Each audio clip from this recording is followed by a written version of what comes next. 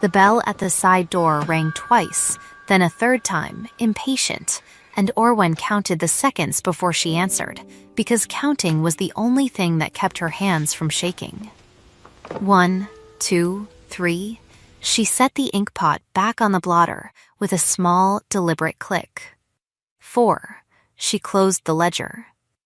5. She rose. By 6, she was in the corridor. By 7, at the door. And by 8, she had opened it on a woman she had never met but had imagined in detail for 91 nights. The woman on the step was wrapped in a traveling cloak the color of bruised plums, with rain caught in the fur at her throat. She was beautiful in the way that a struck bell is beautiful, she said. Without preamble, I have come for what is mine. Iorwen tilted her head, as she might have tilted it at a piece of correspondence whose hand she did not recognize, and answered, "Then please come in out of the wet." The woman blinked. It was the smallest blink in the world. It was, however, a blink. Iorwen stepped aside, and the visitor stepped through, and the door shut on the courtyard with that particular sound that good carpentry makes when it has been kept oiled, a sound like a sentence ending. The hall was lamplit and warm and absolutely silent. Somewhere upstairs a clock counted on without them. Somewhere further in, a kettle that did not yet know it was needed sat cold on a hook. The visitor turned a slow circle on the stone, taking inventory. The long table polished by 3 generations of women, the painting of the river at low tide, the row of pegs from which a man's riding gloves had been removed only an hour ago. Her gaze paused at the gloves' absence, then returned to Iorwen, and in that pause she made the first mistake of her evening, although she did not know it. She had expected to be argued with. She had expected the trembling lip, the high color in the cheek, the famous cold rage of a wife who has been told too late and in the wrong room. She had braced for a scene. Iorwen, instead, said, "Will you take tea, or do you prefer to begin at once?" The woman's name, which she now offered as one offers a passport at a border, was Selvin Marith. Iorwen had known this for some weeks. Iorwen had known a great many things for some weeks.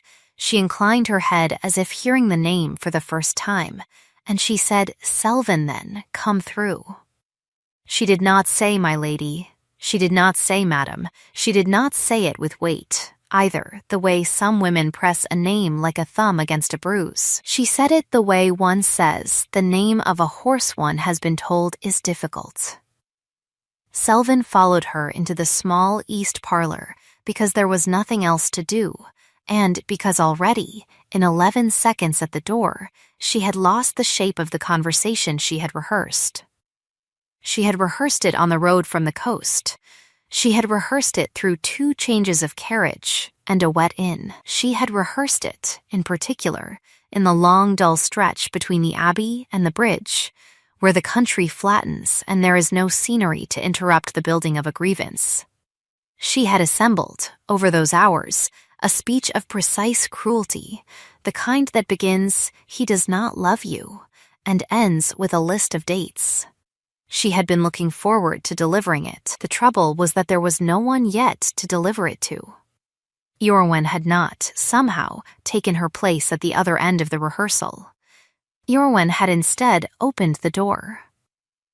The east parlor was the small one, the one with the green wallpaper that had not been fashionable for 30 years and was therefore, by the household's quiet logic, beyond fashion altogether. There was a fire in it. There were 2 chairs near the fire. There was a low table with a tray that had not been set out for the visitor, but had been set out for Iorwen herself, with a single cup, a small pot, and a plate of plain biscuits of the kind one eats while reading.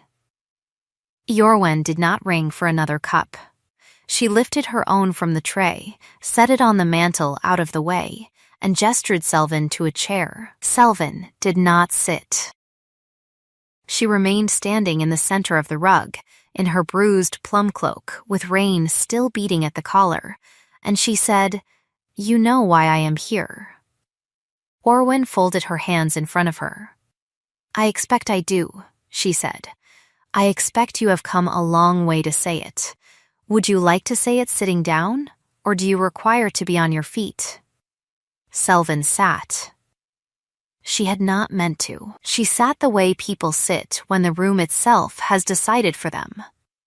The chair was low and deep, which is the kind of chair that flatters tall women in repose and disadvantages tall women in argument. Eorwen, who was not tall, remained standing for one further beat, just long enough for the geometry to register, and then she sat too, opposite, and arranged her skirts with the same care she gave to closing a ledger. There was a clock on the mantel. It said 8:15. The room said nothing else. Selvin, who had built her arrival around the assumption of fury, now had to choose between waiting for fury or producing her speech without it. She chose the speech. She had paid in advance for the speech with all those miles. "He has been mine," she said, "since before the wedding. He came to me on the third night after. He has come to me every season since. He has written me letters in his own hand, which I have kept, and I can list them by date. He keeps a ring of mine in the drawer of the bureau in his dressing room, in a small box under his cravats. He calls me by a name he does not use with anyone else. I did not come here to humiliate you. I came because I am tired of being kept like an animal in a stable he visits. I came because I am done with arrangements. I want a settlement. I want it from him. But I will hear from you first whether you intend to fight, because I would rather know before I unpack my trunk at the inn." There, it was out. It had taken her perhaps 90 seconds. She had practiced it down to 83, but the cloak had cost her time. She sat back, breathing carefully, and waited. Eorwen did not breathe carefully. Eorwen breathed the way she always breathed, evenly, with the small habitual pause at the top of each inhalation that her old governess had once mistaken for piety, and that was in fact only her listening for the next thing in the house. She listened now. She listened past Selvin, past the fire, past the clock, into the hush of the corridor where she had taught herself, year after year, to hear the particular footfalls of every person under this roof. She heard the cook on the kitchen stair, 2 floors down. She heard the rain at the western windows, where it would be coming in under the casement that she had been told for 3 years would be repaired in the spring. She heard the wind in the elms at the far end of the drive. She did not, importantly, hear her husband. He was not in the house. He had ridden out at 6. He had ridden out, she knew, because she had read the letter he did not know she had read, to meet a man at a tavern 11 miles off, on a matter he believed was private. He would not be home until past midnight. Whatever happened in this room would happen without him, and would, when he learned of it, have already happened. This was the first of several advantages Eorwen had taken some weeks to assemble, and she felt it settle into place now with the small interior click of a key turning. She looked at Selvin, who was waiting with her chin slightly raised, ready to be despised. Eorwen did not despise her. She found, on first inspection, that she had no feeling for her at all of the shape one might have predicted. There was no hot wave. There was no cold one either. There was a clean, sober interest, of the kind she felt when a new tenant came to negotiate a lease, and she had to decide within the first 10 minutes whether he was honest, capable, or merely loud. Selvin, she decided, was not loud. Selvin was tired. Selvin had been tired for a long time. She set this aside, because it was not yet useful. She said, "You have come a long way to give me information I already possess." Selvin's chin moved a fraction. You knew. I have known for 91 days, said Yoren, who counted things.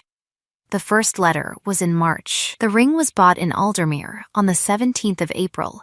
I have the receipt, because the man you both used to write to is a cousin of mine, although neither of you, I imagine, ever asked his surname. He is a cousin, and he is loyal, and he is fond of me.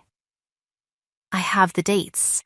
I have the names. I have, in fact, a list rather longer than yours, because I have had longer to make it. Selvin's mouth opened, then did not produce a sound. She had built her speech on the assumption of being the bringer of news. She had not budgeted for being the recipient of any. Yorwen continued, in the same even tone, the tone in which she might have read out an inventory of linens. I tell you this not to wound you and not to compete with you. I tell you so that we may stop pretending, both of us, that this conversation is the conversation we expected. It is not. You came to confront a woman who did not know. That woman is not in the room. There is only me. The fire crackled. Selvin, who had a great many qualities and a not inconsiderable mind, did the thing that genuinely intelligent people do when their plan is shattered. She stopped speaking and waited to see what the new conversation would be. Yorwen poured tea. There was, after all, only the one cup, and so she poured into it and handed it to Selvin and went to the bell pull and rang once for another. Then she sat again and folded her hands again and said, "Tell me about the settlement." Selvin, who had not expected to be invited to the table she had come to overturn, began, with the cup warming her palms, to speak more slowly than she had on the road. She spoke of the years. She spoke of the letters, of which there were 41. She spoke of the name he called her, which Yorwen had already guessed, and which she did not flinch to hear aloud. She spoke of the small house on the coast that he had promised and not provided, of the boy she had born in the 2nd year and lost in the 3rd, and never told him about, because she had not wanted the visit that would follow.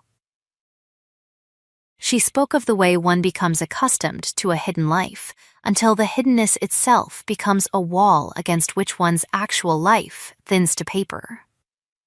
Yorwen listened. She did not interrupt. She did not arrange her face. She let the woman speak. When the maid came in with the 2nd cup, Yorwen took the tray from her at the door so that the maid would not enter the parlor, and she thanked her with a smile that did not reach the parlor's air at all, and she shut the door, and she came back to her seat, and she poured for herself, and she said, "Go on." So Selvin went on. And as she went on, Yorwen began, behind the unmoving surface of her face, to count again. Not seconds this time. Other things. She counted how many of Selvin's complaints were against the Duke, and how many were against her own years. She counted the verbs Selvin used about him, and noticed they were all verbs of receiving, and none of giving. She counted, in particular, the number of times Selvin said the word promise, and the number of times she said the word kept, and found them in a ratio of 11 to none. When Selvin had finished, which she did not announce, but which became evident from the way her hands settled, Yorwen waited a full beat before she spoke, because she had learned long ago that the silence after a confession is the part of the confession in which the confessor decides whether she meant any of it. Selvin, in that silence, did not unsay a word. She only set the cup down, very carefully, on the saucer Yorwen had not provided, and folded her own hands in her lap, and waited. Yorwen said, "You will not get a settlement from him." Selvin's eyes lifted. They were dark, and the firelight made them darker, and there was in them not yet anger but the readiness for it. Yorwen went on, evenly, because the evenness was the gift she was choosing to give. He cannot afford it. I know this because I keep his books. I have kept them for 6 years. He believes a man named Pendry keeps them. Pendry is a clerk I hired with my own pin money to put his name on the cover of a ledger I write. The Duke does not read ledgers. He reads totals. The totals I give him are the totals I wish him to see. The estate is solvent, but only because I have made it so, and only by margins that would not survive a settlement of the size you require. If you press him, he will borrow against the South Farms. The South Farms cannot stand it. Within 2 years, he would have to sell the timber, and within 4 the dower house, and within 7 there would be no estate to be the Duke of. He would not survive that as a man, by which I do not mean he would die. I mean he would become something I have spent my marriage preventing him from becoming, which is small. Selvin looked at her for a long time. She said, "At last, you speak of him as if he were a child you were raising." Eorwen considered this. She said, "I speak of him as the man I married, who is not a child, but who has been protected from the cost of himself for so long by so many people that he has lost the ability to imagine that there is a cost. I do not say this to excuse him. I say it as a fact about the household you are proposing to dismantle. If you dismantle it, you will not be paid out of its rubble. There will be no rubble worth taking. There will only be a man humiliated in his own county, and a woman, namely myself, who will then have nothing to defend, and therefore no reason at all to be courteous to you. I am being courteous now because I have something to lose. I want you to understand that the courtesy is information, not weakness." Selvin sat very still. "Then what," she said, "do you propose?" Eorwen did not answer at once. She rose and went to the small writing desk in the corner, and she opened a drawer, and she took from it a folded paper, and she came back and laid it on the low table between them. The paper had been prepared 3 weeks ago. It was in her own hand. It was witnessed at the bottom by her cousin. The one Selvin had not known was hers. It set out, in 7 short clauses, an arrangement, a stipend, modest but real, paid quarterly from a fund that was Eorwen's own and not the estate's, a small house, not on the coast but inland, near a town with a good doctor and a tolerable society, where Selvin might live as a widow of means without lying about it, because the deed would be in her own name, a single, plain condition, which was that all letters in her possession from the Duke be returned to Eorwen, sealed, and that no further correspondence be undertaken, and a final clause, which Selvin read twice, that none of these arrangements depended in any way upon the Duke's knowledge or consent. The Duke was not a party to the paper. The Duke would not be told. The paper had been made, and would be executed by Eorwen alone. Selvin set the paper down. "Why?" she said. Eorwen looked at the fire. "Because I do not wish to be the wife who fought you in a parlor," she said. "Because I do not wish you to be the woman who broke a house. Because the boy you did not tell him about deserved better than the silence he was given, and I cannot offer him anything now, but I can offer his mother a door out of the room she has been kept in. Because I have been kept in a room as well, although a larger one with better curtains, and I am tired of pretending the curtains make it not a room. Because the only person in this story whose pride needs a wound is not in this house tonight. And because I would like, when this is over, to walk out of my own parlor on my own feet." Selvin did not answer. She picked up the paper again. She read it a 3rd time. She read it slowly, the way one reads a contract whose author one has just begun, against expectation to respect. When she had finished, she folded it along its existing creases and set it back on the table, and she said, in a voice that had lost some of its traveling coat stiffness, "You have thought about this." Eorwen said, "I have thought about very little else for 91 days. Selvin said, "And if I do not sign?" Eorwen said, Then you will leave this house with what you came in with, which is a grievance and a wet cloak, and I will not stand in your way, and I will not pursue you, and I will not write to anyone about you. And you will find that the Duke, when he discovers what has passed in this room, will choose me, because I keep the books, and because he is a man who in the end chooses the person who keeps the books. I do not say this proudly. I say it as the second piece of information I owe you. Selvin sat with this for a while. The clock had moved to 9. The rain had eased at the windows. Somewhere far off a dog made one short bark and stopped, as if remembering it had nothing to bark at. Selvin signed at 23 minutes past 9.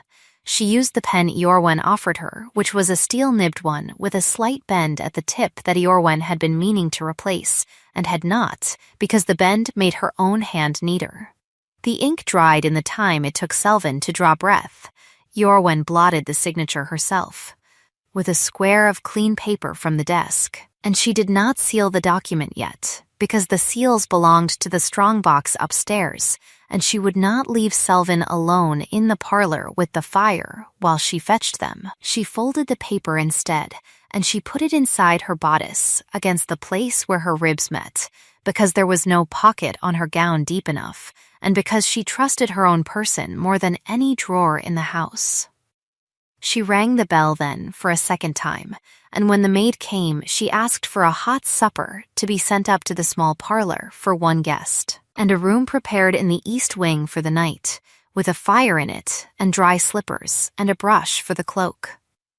The maid, who was 18 and observant, and had not been told anything, but had not needed to be told anything, curtsied and left. Selvin looked at her. "You are giving me a bed," she said. Eorwen said, "You have come a long way. You will sleep here, and you will leave in the morning before he is up, and you will not see him, and he will not see you, and the carriage I send with you will take you as far as Cavarel, where my cousin will meet you and accompany you to the house. The house is ready. I made it ready in the 2nd week. I did not know whether you would come, but I had decided that if you came, I would be prepared. And if you did not come, I would write to you, and either way you would have it."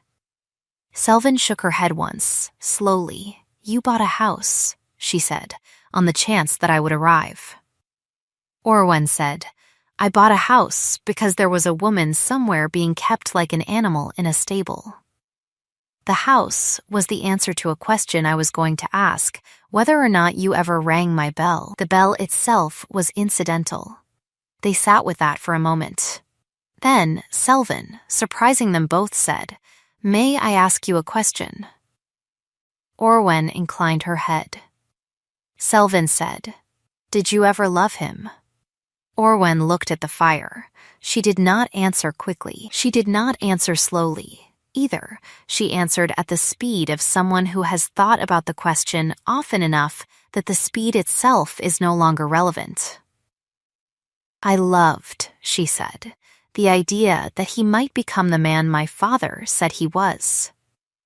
I loved, after that, the parts of him that were kind to the dogs and gentle with his sister. I loved, for a brief time, his laugh in a particular doorway in the spring of our 2nd year.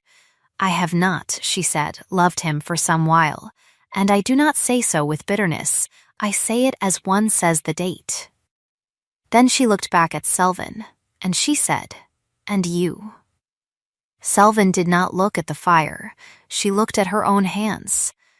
"I loved being chosen," she said. "I did not understand for a long time that being chosen and being loved are different verbs. I do now." They sat with that too. The supper came up. Eorwen did not stay for it. She rose, and she said she would have her own brought to her study, where she had work to finish, and she wished Selvin a quiet night. And she meant it. And Selvin, who had been ready 6 hours earlier to spit in this woman's face, said only, "Thank you," very quietly, and Eorwen pretended not to hear it. because gratitude in that room would have made the air heavier than either of them could yet carry. She closed the parlor door behind her. In the corridor, she stood for one breath. She put her hand flat against the wood, not for support, but for confirmation, because the wood had been there before her marriage and would be there after it, and that was the company she had chosen for the next few minutes. Then she walked, at her usual pace, neither hurried nor slow, to the study at the far end of the west wing. The study was hers. It had been called the Duke's study on the household plan, but in 6 years he had not crossed its threshold more than a dozen times, and on each of those occasions he had asked, almost shyly, whether she required anything from town. She sat at the desk. She opened the central drawer. She took out the ledger that bore the name Pendry on its cover. She turned to the page on which she had, 91 days ago, made a small mark in the corner, the size of a grain of rice.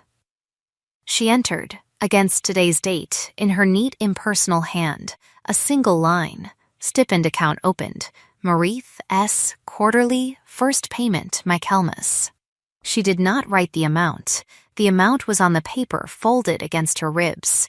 She closed the ledger. She sat for a moment with her palms on its cover. The clock in the study struck the half-hour after 10. She thought about the Duke, 11 miles off, leaning over a table in a tavern with a man he believed he was cleverer than. She thought about the boy who had not lived past 3. She thought about the small house inland, with the apple tree she had asked about and been told there was, and the room on the south side that the agent had described as suitable for a sewing chair. She thought about her own bedroom upstairs, in which she had slept for 6 years across the corridor from a man who came in only on certain expected nights, and who for all those nights had been polite. She thought about how the politeness, in the end, was the thing she had most resented, because the politeness had been the cover under which everything else had been done. She did not weep. She had decided some weeks ago that she would not weep on this particular night, because tears, like settlements, are a resource, and she had use for hers later. She wrote, instead, the second letter of the evening, which was to her cousin, in Cavarel, confirming the arrival in the morning and asking him to take particular care that no one at the post-house should see Selvin's face. She wrote a third letter, very short, to the agent who held the deed on the inland house, asking him to deliver the keys to Selvin personally and to charge his fee to her own account. She wrote a fourth, even shorter, to the doctor in the inland town, recommending the new arrival as a woman of quiet habits and asking whether he would call upon her in her first week as a courtesy. She sealed each letter. She did not ring for them to be taken. She would take them herself in the morning to the post bag. She closed the desk. She rose. She blew out the candles, all but one, which she carried with her.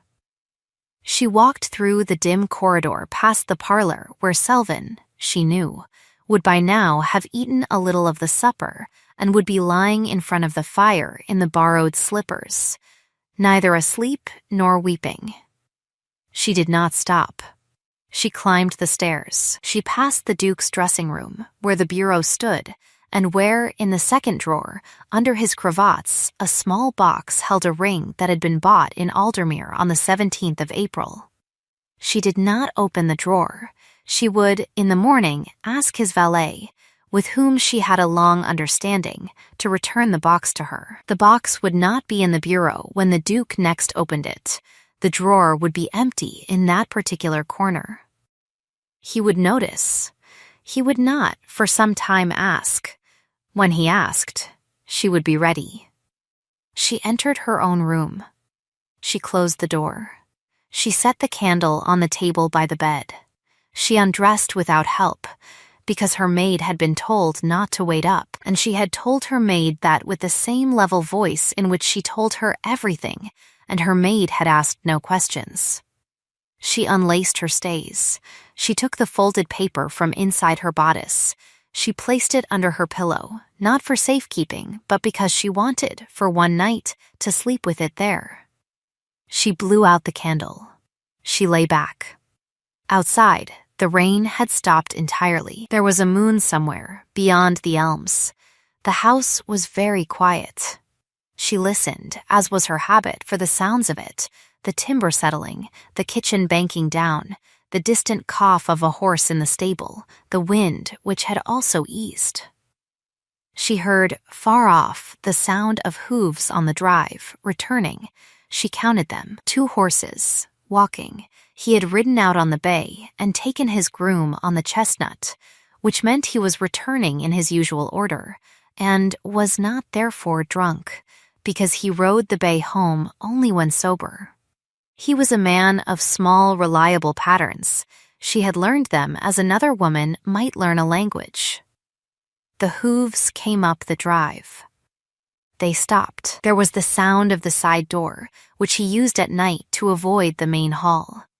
There was the sound of his boots on the stone, then on the stair, then on the corridor outside her room.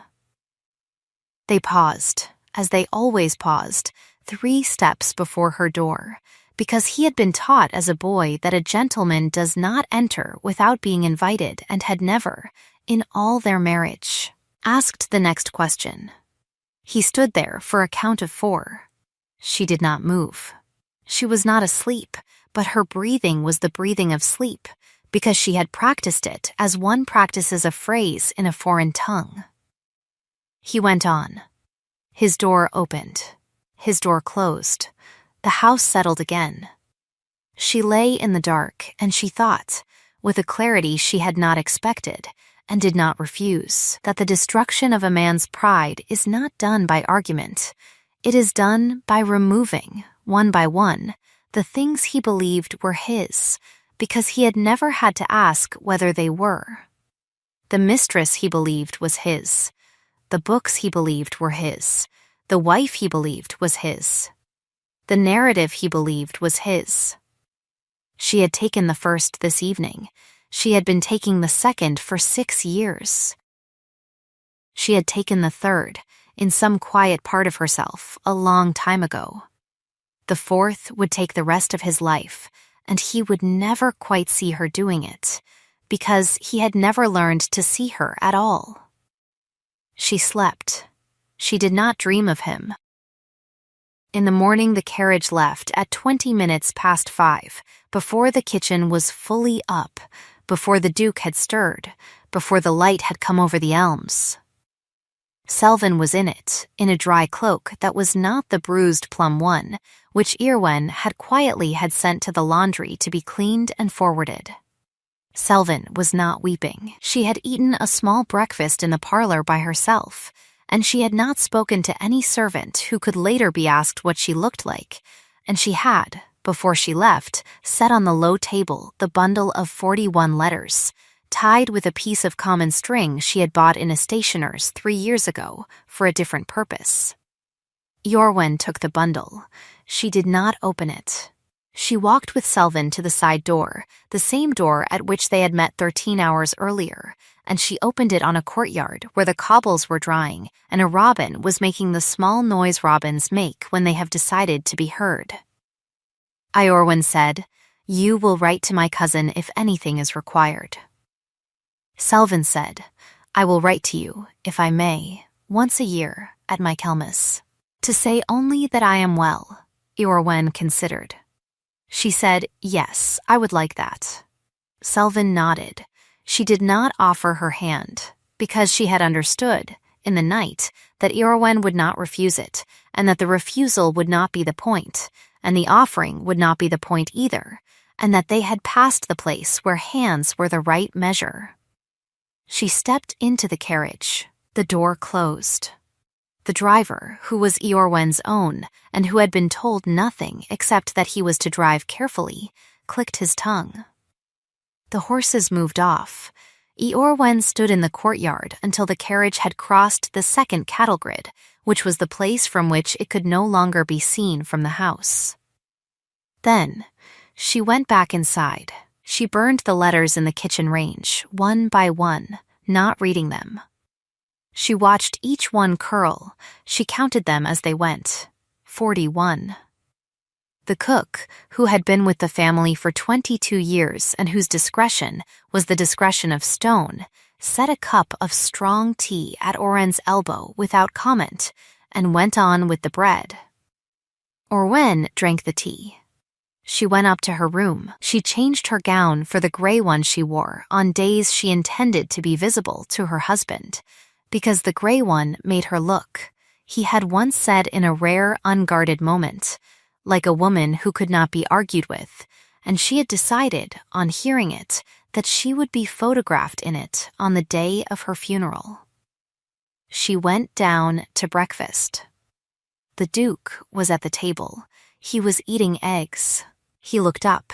He smiled the small habitual smile of a man whose evening had gone well in ways he could not mention, and he said, "Good morning, my dear. You are up early." She poured her own coffee. She said, "I have been up since 5. There was a matter at the side door." He raised his eyebrows in the polite way that meant he did not intend to ask further, because he assumed it was a tenant or a tradesman or some other thing that lived on the periphery of his attention.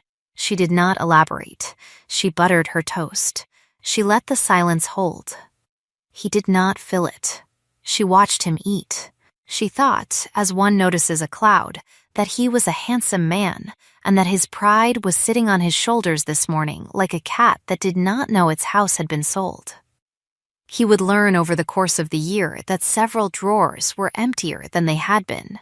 He would learn over the course of the next year that the South farms were no longer his to borrow against, because she had quietly placed them in a trust that her father had set up for daughters of the line on the day of her birth, and that her father, who had also been a man who kept ledgers, had foreseen even this.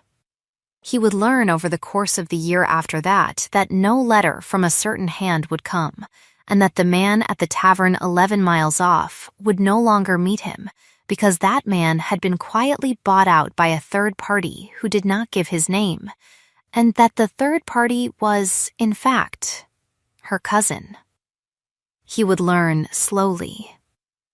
He would learn through absences. He would never have a single conversation in which to be wounded.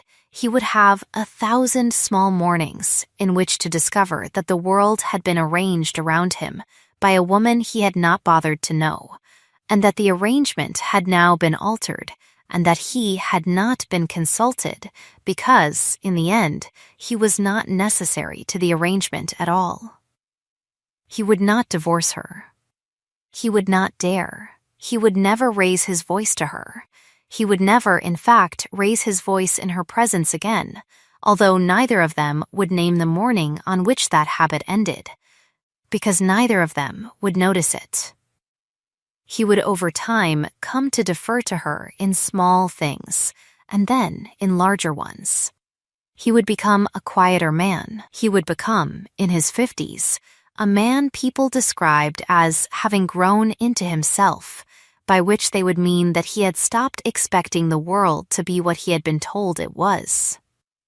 He would, much later, on a summer evening, with rain coming, say to her over a game of cards, "I do not believe I have ever truly understood you." And she would answer, without looking up from her hand, "No, my dear, you have not." And he would laugh once, shortly, and the laugh would have in it the first true respect of their marriage, and she would accept it as one accepts a coin offered late but in the right currency, and she would play her card, and she would win the trick, and the rain would begin, and the house would settle around them as it had settled for 6 generations, and that would, in its way, be the end of the story. But that is later. That morning, at breakfast, in the gray gown, she said only, "Will you ride today?" And he said, "I think not. The weather is uncertain." And she said, "As you like." And she finished her toast, and she rose, and she went to her study, and she opened the ledger, and she began the day's work. The postboy came at 9. The 4 letters of the evening went out with him. The robin in the courtyard continued, as it would continue all summer, with the small noise robins make when they have decided to be heard. In the inland town, by the end of the week, a woman in a brown cloak was seen walking under the apple tree in the garden of a small house newly opened, and the doctor called on her on the Thursday and reported afterward to his wife that she was a quiet sort, recently widowed, of good education, and that she had asked about the lending library and the church and the price of coal. The doctor's wife noted these things and forgot them, because the woman in the brown cloak did not invite further notice, which was, of course, the entire point. The 41 letters were ash. The ring in the small box was returned to Eorwen by the valet on the second morning, and placed by her in a drawer of her own desk that locked, because she had decided she would not destroy it. Not from sentiment, but from a clear-eyed sense that a piece of evidence is more useful than a piece of revenge. She did not need to use it. She knew she would not need to use it. The knowledge of its existence in her drawer was, by itself, a kind of weather inside the house, the kind that even a man who does not read weather can feel against his skin. The Duke felt it. He did not know what he felt. He felt it for the rest of his life. And so the secret she had carried for 91 days was put away, not undone. Not avenged in any way a stranger looking in from the gate would have called avenging, but rearranged, the way a woman who knows her rooms rearranges the furniture so that a man who comes home in the dark will find his shins meeting a chair that used to be elsewhere, and will, after a while, learn to walk more carefully through his own house, and will, after a longer while, learn to ask permission of the heir before he sits down in it. She did not argue with the woman who came to her door. She did not raise her voice. She did not even ask the question most women in her position would have asked, which is why. She walked away from the argument before it began, because the argument was the thing he and the world expected, and she had decided, sometime in the second week, that she would not give either of them the satisfaction of being the woman they had cast. She walked away, and she took the script with her, and she rewrote it in a hand neither of them could read, and she handed back to him a life that looked, on its surface, exactly like the one he had left in the morning, with only the small detail that none of it, any longer, belonged to him in the way he had believed it did. That is how a pride is destroyed. Not in a room, not in a shout, in the long patient subtraction of the assumptions on which it was resting, until the man stands one morning in a corridor he has walked all his life and notices, with the smallest cold feeling at the back of his neck, that the corridor is not his and has not been for some time, and that the woman at the end of it who is pouring his coffee has been the floor under his feet all along, and that floors, when they choose to, can become doors. And now, you, sitting wherever you are sitting, with the lamp low and the night thinning around you, if you have ever been the one in the room who knew more than anyone in it suspected, and chose not to use what you knew the way the world told you to use it, if you have ever loved a house more than the person who believed he owned it, and protected the house by protecting yourself first, if you have ever been mistaken for soft and found, in the quiet of your own kitchen at 5 a.m, the steel you did not know you had been forging since girlhood, if you have ever opened a door on a woman you might have hated, and decided, in the 8 seconds between the bell and the latch, to be a different kind of woman than the story expected, then you already know the shape of what Eorwen did, because you have done some version of it yourself, in a smaller room with smaller stakes, and you have not always been thanked for it, and you have not always thanked yourself, and tonight I would like, if I may, to thank you. Tell me, when you have a moment, which line in this stayed with you longest, Whether it was the bell rung 3 times, or the chair that flattered in repose and disadvantaged in argument, or the 41 letters going one by one into the range, or the coin offered late but in the right currency. I should like to know, because the line that catches a listener tells the storyteller something about the listener that nothing else will. And if you would like to come back and sit by this fire again, the fire will be here. There is another story banked in the coals already, of a different house and a different woman and a different quiet undoing, and I will tell it when the night next thins like this one. Bring your tea. Bring whatever you are carrying. The chair opposite mine is, as it always is, kept for you. Sleep well and walk carefully through your own corridors, and remember that floors, when they choose to, can become doors. Good night.